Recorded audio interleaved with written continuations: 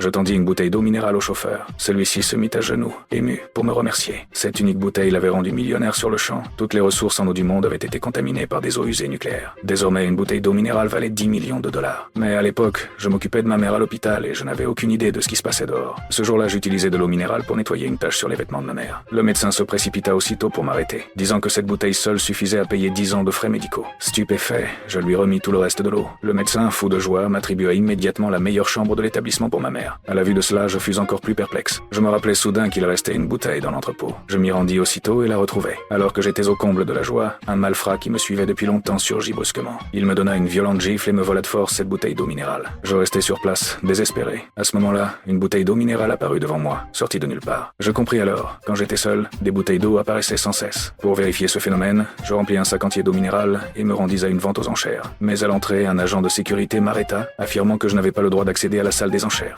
Survécurent alors mon ex-petit ami et un héritier riche. Ils éclatèrent de rire et se moquèrent de moi comme si j'étais un mendiant. J'allais répondre quand le chauffeur de taxi vint réclamer son tarif. À cette vue, l'homme riche rit encore plus effrontément. Je tendis une bouteille d'eau minérale au chauffeur. Celui-ci restait interdit et dit ne pas avoir de monnaie à me rendre. Je lui dis de garder le reste comme pourboire. Il se mit aussitôt à genoux pour me remercier sans fin. Ne voulant pas perdre de temps à discuter avec l'agent de sécurité, j'ouvris simplement mon sac. L'agent n'avait jamais vu une telle quantité d'eau minérale. L'instant d'après, il me laissa entrer avec respect. On mettait alors aux enchères un pendentif en jade. C'était le seul souvenir légué par la personne qui avait sauvé mes parents, et c'était pourquoi sa descendante était venue à cette vente. Mais l'héritier riche surenchérit volontairement à 10 millions de dollars, pour contraindre la jeune fille à devenir sa petite amie. La jeune fille ne disposait que de 12 millions de dollars d'épargne et voulait tout dépenser pour acquérir ce pendentif. Cependant, l'héritier augmenta le prix à 20 millions de dollars, plus une bouteille d'eau minérale. La jeune fille sombra dans le désespoir total. Au moment où elle allait abandonner, je m'approchai d'elle. Je saisis le sac, déversai toute l'eau minérale sur la table et lui dis que tout cela lui appartenait. Toutes les personnes présentes furent bouche bée de stupéfaction.